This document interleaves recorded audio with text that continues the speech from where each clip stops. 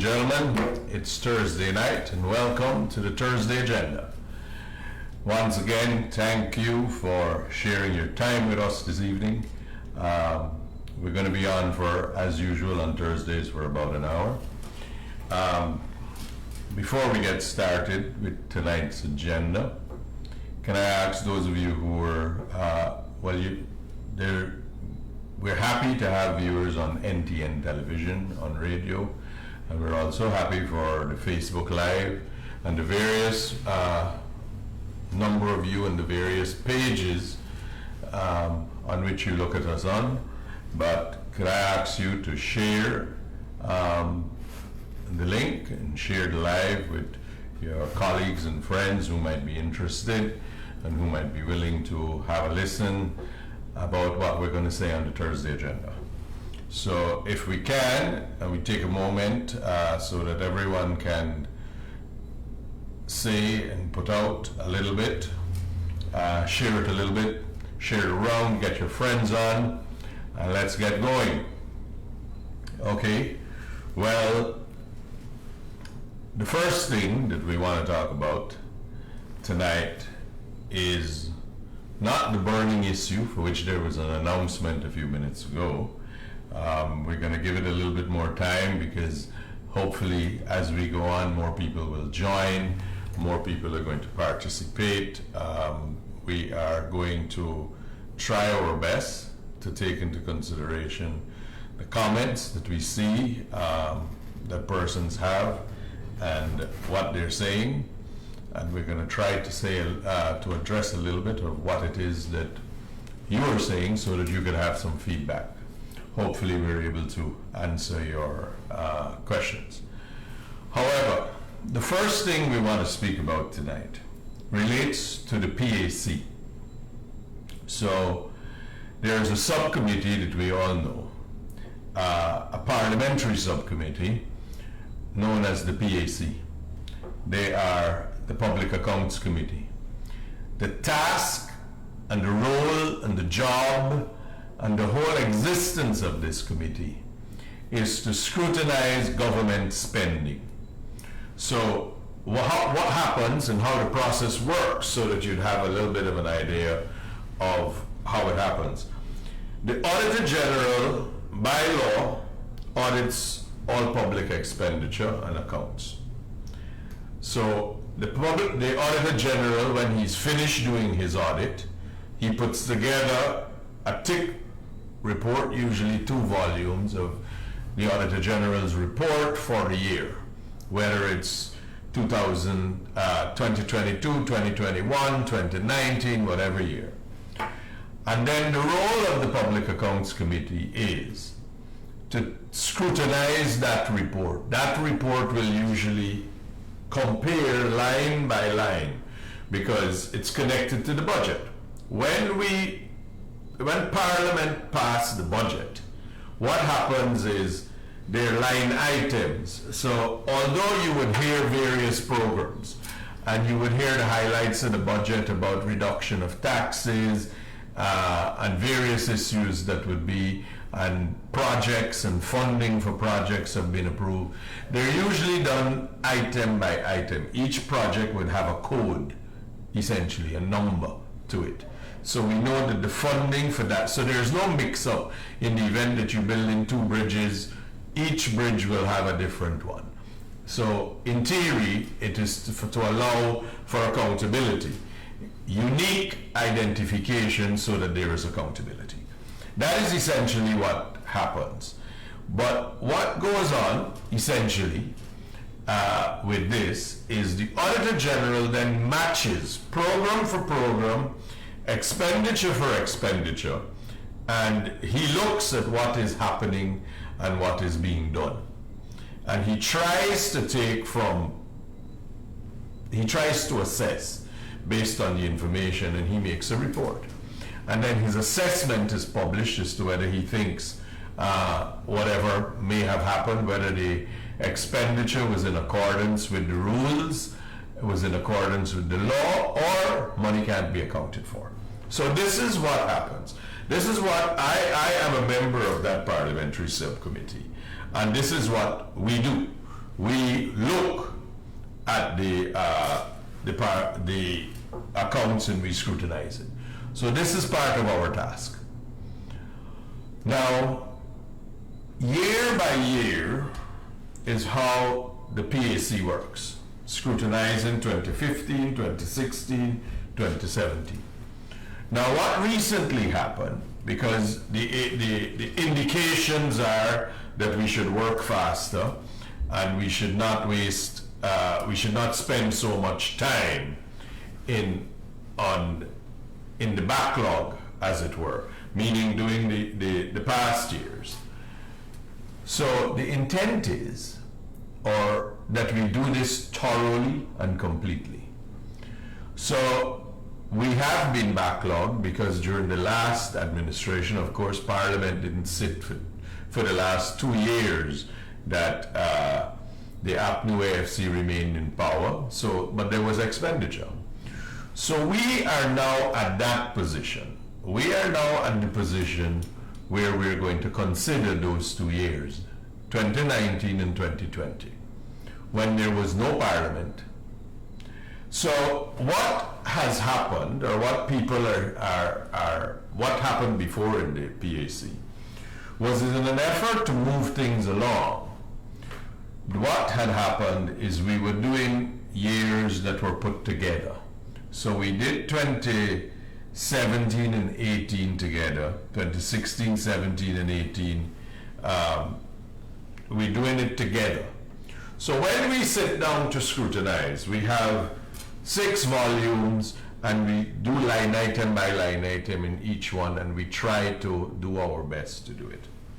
Now, ladies and gentlemen, you can imagine how confusing that is. Coupled with the fact that there are those, especially in the opposition and others, who are saying that what we should do is do nothing but sit in the PAC to make sure all the accounts are done. Now, that's a great suggestion, but it can't be practical in the real world. Now, on the PAC, there are 2 sitting ministers of government. They have a job to do to deliver to the wider nation. For now, to see that the programs that are being funded by the government now are properly executed. How could they just leave that and sit all day in the PAC? We have other members of the PAC who are working in various places in government. We have the director of the Ministry of Health. I am still in private practice. It's not practical to do that. But even if you were to say, look, this is a commitment that you have to deliver on, it's preposterous, because anybody knows that for you to scrutinize what it is, the reports, the Auditor General reports, which are very voluminous and detailed, you have to first understand the material. You have to understand what it is that is not properly provided for, what information you're getting back, and what information you need to be able to make an assessment. Realistically speaking, I mean, I have been an attorney at law for 25 years, and I will tell you that you see sometimes, and during the election cases and so, you would see the attorneys there and they're all presenting and arguing. You see Douglas Mendes, senior counsel, who's very eloquent, and he's there with everything. You don't see him for the days and days and the hours before, where he works so meticulously hard to get a command of the material, to prepare carefully what he's going to say, so that he makes, because he only has a short space of time, so that he has maximum impact with what he's saying, so that he deals with the material and he addresses the issues before the court. None of you see when that happens, because that's the work that goes in before he gets to the courtroom. Now, I've been a lawyer for 25 years, and that's pretty much the way that we operate. Before we actually get there, we've done the majority of the work and all of the preparation. So, for those who will say that what you will do is just turn up and ask questions and do scrutinize the reports because it's there, and if you don't do it, it's not practical. Let's be honest. Then when we ask questions at PAC, we get back, sometimes the information is not available from the officers that are answering for the various departments. And they have to then provide it to the PAC. And when they do that, we ought to be allowed to scrutinize what it is. We ought to be able to put it into effect, as it were, so that we can cross-examine them and ask questions about the additional information that we have received. So, ladies and gentlemen, this is not rocket science, it's not a secret. Arguments are being made that we should do years 2019 and 20 together as one package. A motion has been moved at PAC. I moved the motion. And I have said that this, given that in those 2 years there was no parliament, given in those 2 years, in 2018 in December, there was a no confidence motion and the government fell. That was the law. We had litigation up and down. Even the Caribbean Court of Justice said the government at that stage were on a different footing. They were not government as usual. It was not business as normal. But so the government of the day were on a different footing. Now, being on a different footing and not having any of the not having parliament there, not having the parliamentary committees and organs in force, there was still expenditure going on. Now, that expenditure went on and there was no scrutiny. Then there was 2020 from January to August, where there was no budget passed. There was, in fact, a caretaker government in place. The role of a caretaker government is very specific. It was to go to an election. We went to that election. We all know the 5 years that we watched on live TV while APNU AFC tried to steal the election in slow motion. We were all there. And during that time, this is after the election, there was still enormous public expenditure. Now, we don't even have line items under which these things would have been done because there was no budget.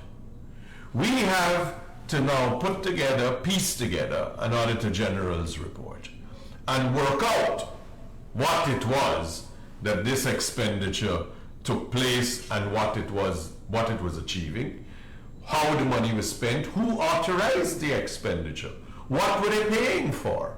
We all saw the elephant, the white elephant at Ocean View that was produced. We don't even know how that came about. Now, these are all the things that happened. And the driving force for the motion that we do separate years, one at a time, that we take our time, that we don't try to finish 10 agencies a day, starting at 10 a.m. and finishing at 10 p.m. That's not practical. No human being can effectively concentrate and work on what they're doing for 12 hours. Not in that environment.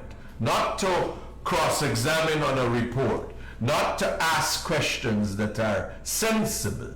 That's not practical. And to say, well, oh, we're working. You're working, but you're achieving nothing. You're doing nothing sensible by doing that. And we have to appreciate what are the limitations of human nature. But we have a committee that wants to get through. The opposition, and I say this is my view, the opposition members of the committee want to get through those 5 years when they were in government as quickly as possible, in the most hurried manner as they can do. I will say that it is my humble opinion that the PAC, in considering years together, did not do the best job. The scrutiny levels that should have happened, the questioning, the receiving back of reports, did not happen to the level that it should. And it should happen in a PAC. We owe the nation, we owe Parliament, that we do a proper and thorough job. And lumping them all together and doing all years and having this whole gung-ho attitude, we'll work every day until it's done, is nonsensical. It makes no sense in the real world. People have to read all of the information, assimilate all of the information, prepare, and then get to the committee so they can question and ask questions that are sensible, reasonable, and solicit answers where there are gaps. This is the task. It cannot be done realistically when we want to do it in a rushed manner. What happens is we're running through agency by agency. People are tired. They haven't been able, you haven't been able to get the scrutiny that you want or pay attention or focus on it. So the end result, the job that is done could be done better. So the reason I moved that motion was we owe the nation a proper account on the expenditures in 2019, when the government had fallen in December the year before, and certainly in 2020, when the basis of expenditure had no basis of scrutiny.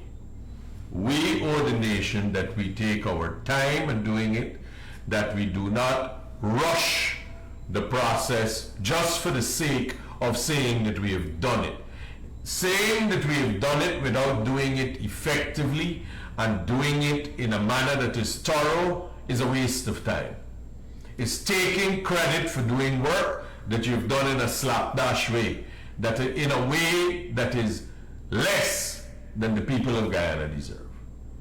So the only to say, for the opposition MPs to say that somehow this means that the government does not want scrutiny of the accounts. Of course we want scrutiny of the accounts. Why would we not want scrutiny of the years of the accounts for the years that we were in opposition? I mean, think about it. And secondly, we don't want scrutiny to be just whimsical, things that we don't fully appreciate. We just ask questions. We haven't gotten back the answers. We've moved on to different departments and different ministries, different programs. That's not what the people of Guyana deserve. We can't do that. So I've taken the time to try to explain to you how this whole thing about the PAC works, so that you can have an understanding of what scrutiny is expected and why scrutiny of public accounts are important. It was during these times that we discovered that scales were paid for, 2 scales for the roads, so that you weigh trucks to see that the weight limit on the truck and the bridge are obeyed. They were paid for $500,000 to a Jamaican company, I believe, and there was no, we never received it. That was the scrutiny that discovered the gifts of the bangle and the bed sheets that were being given to ministers of government by public agencies. That's where we learned of those things. That's where we learned of expenditures in the city council. That's where we have learned in the recent ones of expenditure that took place in the Ministry of Public Works.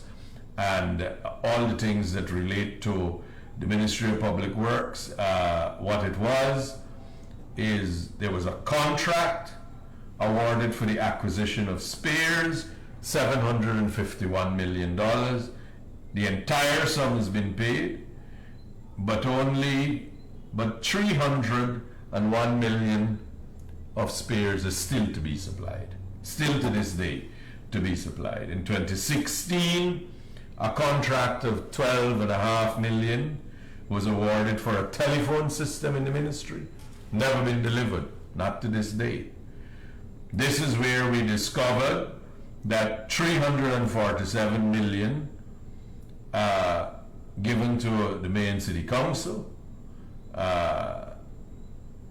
not properly accounted for. 475 million was disbursed, and 374 can't be properly accounted for. These are the issues that are in the Auditor General's report. And these things are the things that are highlighted in that report, which we then have to ask. We need to get to the bottom of it, because the report will have what happened. But we need to have the decision makers who did this, who was responsible for the expenditure, who authorized it, who was paid. These are the things that have to be scrutinized. And there is no value to the nation to rush this. And there is no value to do them together, where it is very confusing. It is, I know that it has happened in the past. It has indeed happened in the past. But this is different.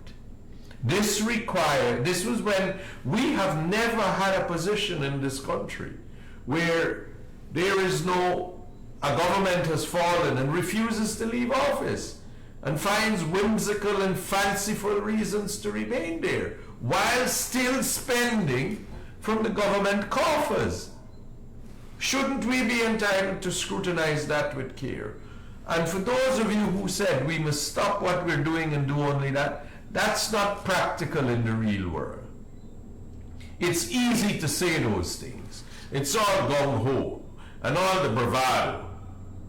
But in the real world, it doesn't matter if you say you're going to work every day, when to be able to prepare, to appreciate what's going on, to assimilate and get a command of the information so you can ask questions.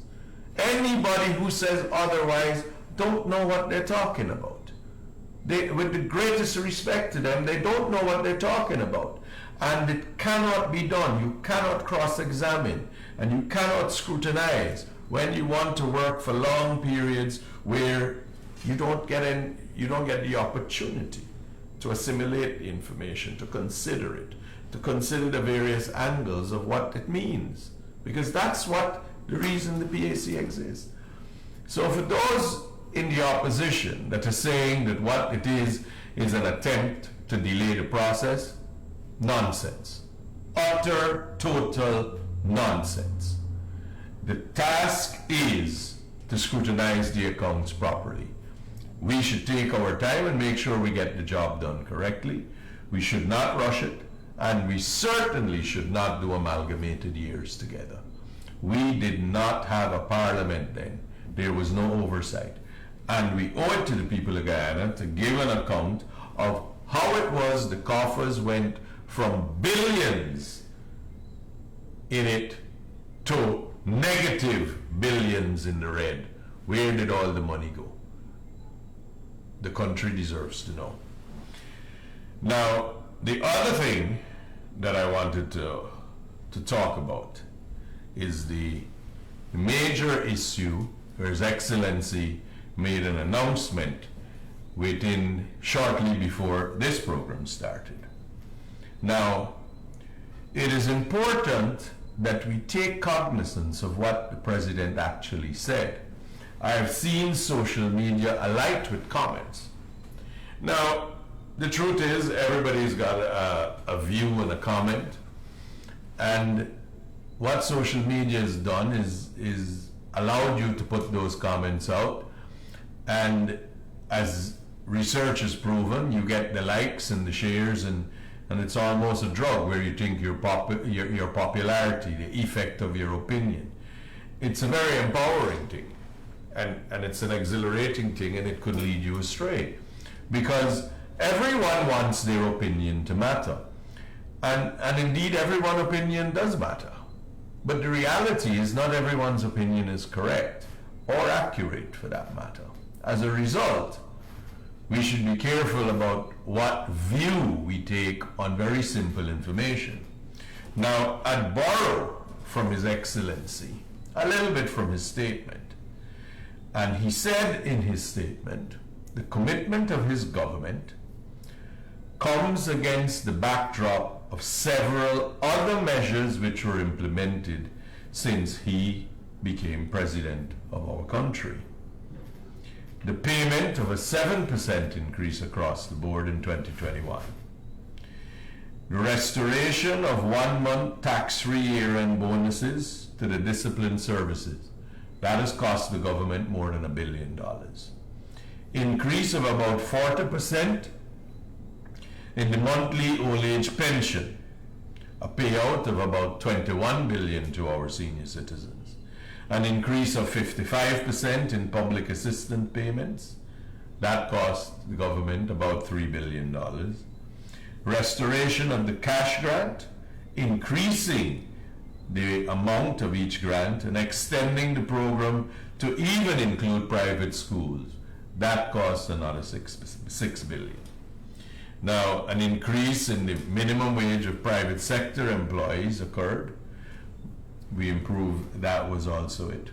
Now, against those measures, the President has declared that the government is now going to give an 8% across the board increase to public servants, retroactive to the first day of January. Now, specific mention is made, teachers, members of the discipline service, as well as government pensioners. So this covers all of that.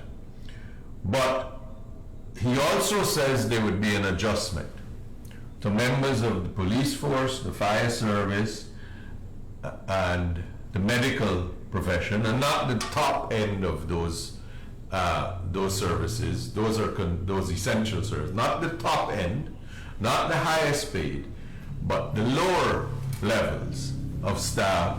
There would be an adjustment that would be announced next week in relation to those persons. Now, this is because, as the President says, truthfully, they're the ones that work hardest and we depend on them. The police, say what you may, but without the police we'd be in anarchy. So similarly, we need doctors, we need nurses. These are the people that are the bulwark of the system. So, as the President say, there will be an adjustment to the salaries paid to a number of specific categories of public sector employees.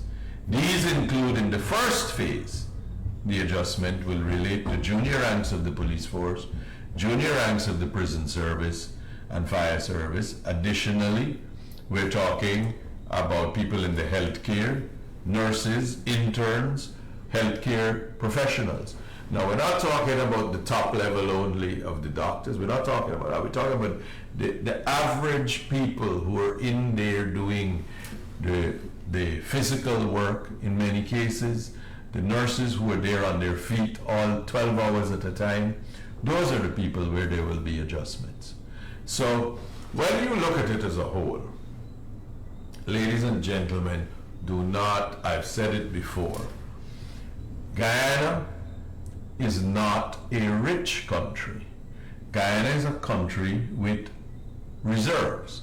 We are now exploiting those reserves, the petroleum reserves. We have a bright future because of what it promises.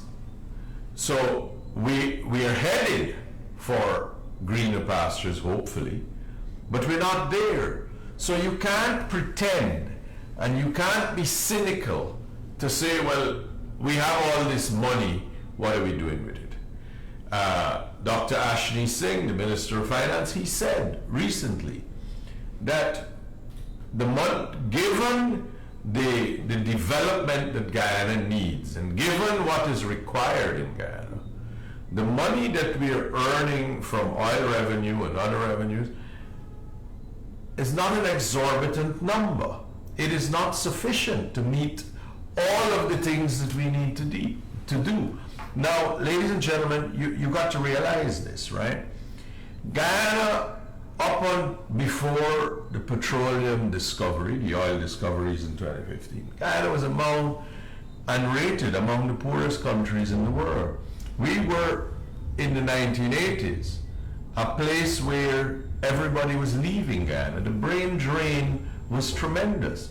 I mean, most of you have seen posted and doing the rounds on social media that for people who live outside of their homeland, Guyana has the highest percentage of people. 36% of Guyanese live outside.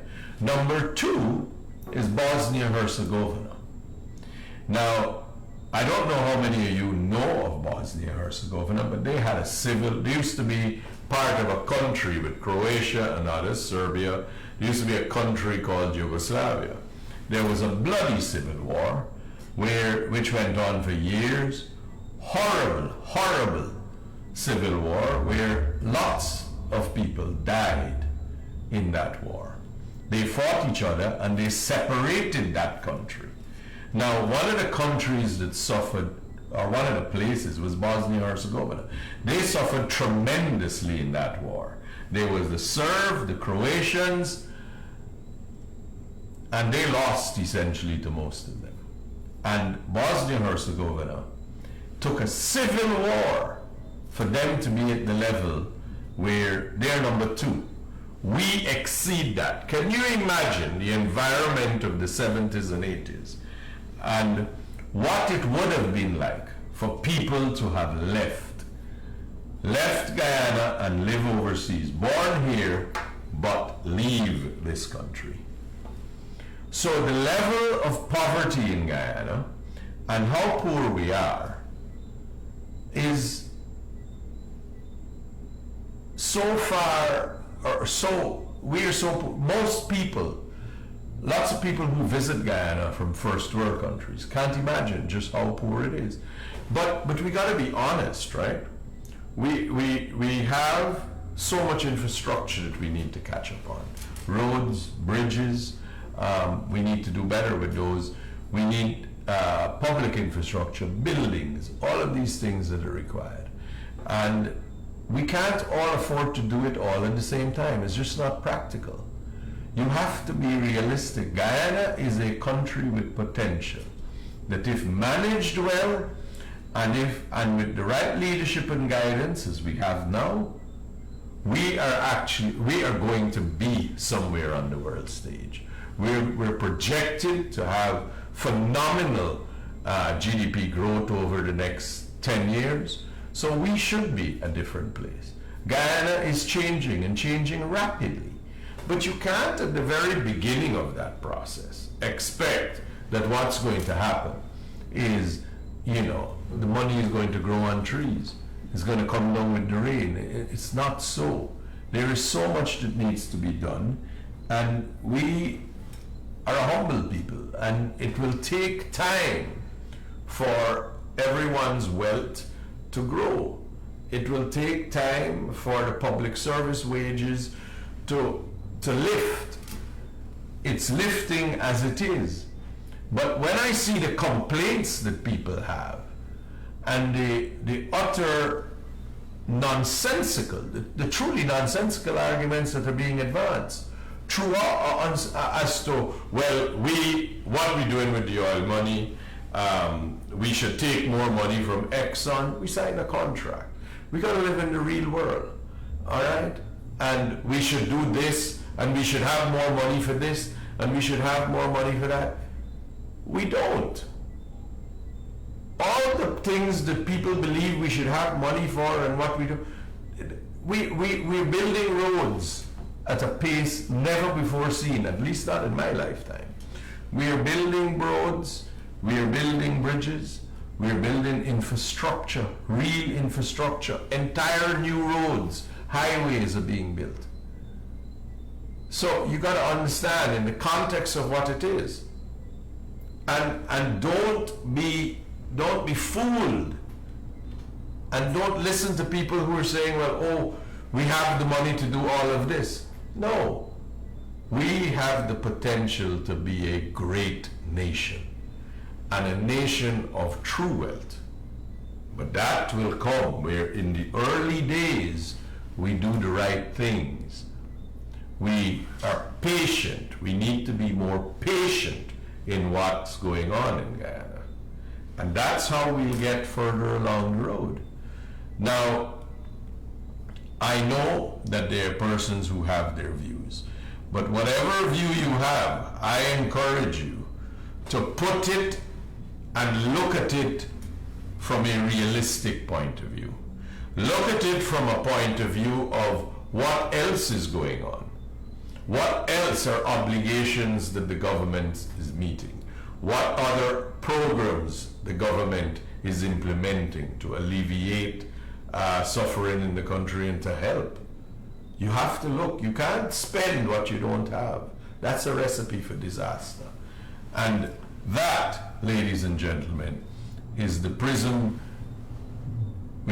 through which you need to view what was announced tonight. And you need to consider very carefully what is the reality in Guyana. Now, one other issue that I wanted to touch on, ladies and gentlemen, I don't know how many of you would have noticed, but in a quite astonishing declaration, there was a press release, and the press release is that essentially the AFC is saying that they will not contest the elections because there's been a bloated voters list. And we hear this from the keyboard puppet. We hear this from the leader of the opposition. And essentially, the AFC is saying, look, never mind that we've let the country down while we were in government. Never mind that our supporters feel betrayed by what they have done. Never mind all of that. We're not contesting the elections because of some bloated list. The same list that was in the last election, but it was in the 2015 election, 2018 local government election. All of these matters. Wasn't a bad list in 2015 when they won power. When they won the election, nothing was wrong with the list. All of a sudden, the list is bloated. They spread utterly mischievous stories about dead people voting, which has been examined over and over and over. Nothing of the sort. All the accusations about dead people and people who were not resident here, well, you don't have to be a resident to vote, we all know that, but all of these stories that are going on, all of it that is going on, they're saying, never mind the licks that waiting for them if they were to contest the local government elections, in my mind, never mind all of that. We're not contesting because of a bloated list. Well, perhaps someone ought to enlighten the AFC that the list we have is the list provided for by the Constitution and the law. There is no bloated list. There are people who are duly registered on the list in accordance with law. Now, the only way that people are taken off that list is if a death certificate is produced, and we have claims and objection every time the list is published. If you know that the person shouldn't be on the list, you could get the death certificate and let those people's names be removed. But other than that, ladies and gentlemen, do you know the mischief? Do you know the mischief that is possible if you were to put the right to remove people from that list in the hands of public officials? Look at the last election that we had. We had an entire secretariat there who, for reasons best known to themselves and a clown that is laughing somewhere, they did not understand simple English, and they refused to follow what the clear letter of the law was then. We saw what happened. Can you imagine if those people had the power to remove people from the voters list, what would have happened? Can you imagine with a secretariat that existed like that one, can you imagine for 1 minute where Guyana would have been today if they were permitted to do that? Now, I shudder to think what would have happened. You cannot have people go through the trouble of registering, coming to Guyana, living in Guyana, coming to the offices, whatever they do, they're meeting the requirements of the Constitution and the law. They are Guyanese. They have a right to vote here. As long as they're on the list and they turn up on election day, they have that right. No one has the right to take away that citizen's right to vote. Residency is not a requirement. He must be Guyanese. He must come, get his name put on the list, and he must turn up on election day to the polling place and vote. Now, so the AFC and the APNU crying out about a bloated list. Ladies and gentlemen, understand this. There is no bloated list. There is a list which everyone on that list has been verified, and they have been legitimately registered to vote. Now, those people are allowed to, whether they choose to live in Guyana or not, they are allowed to, by law, they are entitled rather to vote on election day. To say the list is bloated and as a result you're not contesting the elections is nonsense. We see through that. You're in no way to face the electorate after what you did in 2020. You're in no way or not prepared to take the licks that you got waiting for you. That's why you're not in the election. Don't hide behind all these fancy concepts about bloated lists. APNU AFC, the opposition leader, is going on and on and on about this bloated list. He can't explain, he can't provide one shred of evidence to support what he said. There really should be a law somewhere that allows unsubstantiated nonsense to be punished. No public official should be allowed to get away with saying such unsubstantiated things. It is not right. It is not fair to our people to do that. Our citizens deserve more than that.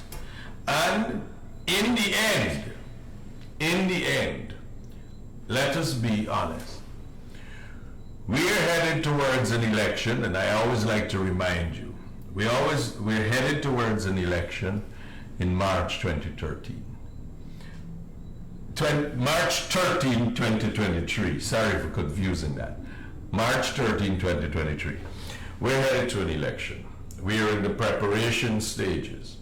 Those of you who are comrades and you are getting, we have to get, the nomination day is December 12th.